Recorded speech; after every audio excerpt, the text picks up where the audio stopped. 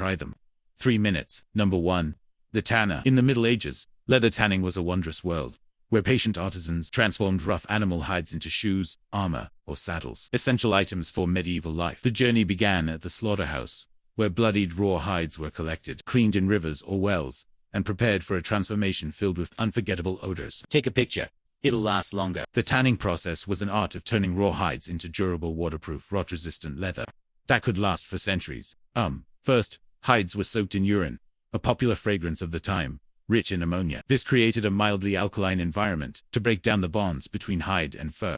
Then came more washing and soaking, sometimes using dog or pigeon dung, fermented barley mixed with stale beer, or even more urine. Animal dung, packed with enzymes and bacteria, helped remove fat and excess tissue, making the hide softer and more pliable. Each step carried the sharp sting of ammonia, leaving tanners scraping fur off wooden beams with teary eyes and stinging noses. Picture it as dancing in a giant vat of filth. Alternatively, some used alkaline solutions from wood ash or lime to remove fur, though this was less common. After many washings, hides were soaked in oak or spruce bark solutions for months, sometimes a year, until tough, flexible, and richly colored.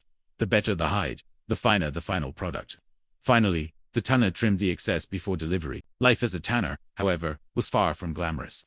Their pay was meager, and their workshops were banished to the town's outskirts due to the unbearable stench. They could only marry within their trade. Who else could tolerate the lingering aroma? Though scorned, these silent artisans turned discarded scraps into treasures. When it comes to the special odors of leather tanning, another job is just as infamous: the work of the fullers.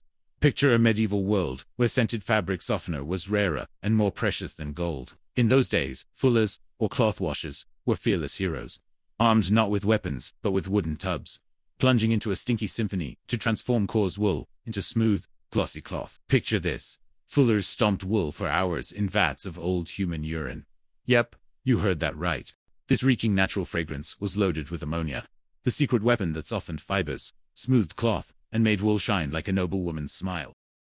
3. Gong farmer. In today's world, going to the bathroom is as simple as pressing a flush button. But back in medieval Europe, it was a messy, smelly affair. Do you think they used toilets like us, or do theirs have to be made of gold? The fancy folks had garderobes, tiny rooms with a hole that dumped waste straight into a ditch or river. Regular people, they relied on public latrines or whatever spot they could find.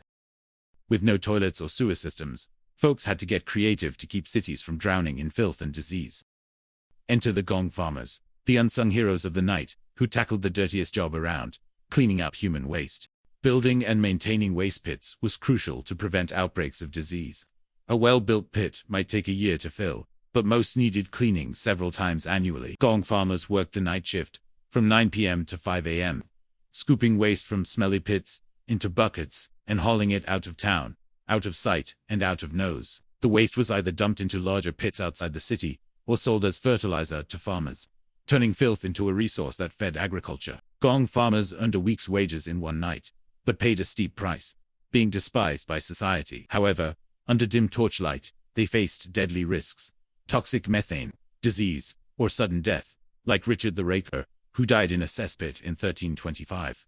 Their foul stench made them outcasts, shunned by all. The job of the gong farmer persisted for centuries, until the invention of the flush toilet closed a grim chapter in urban sanitation history.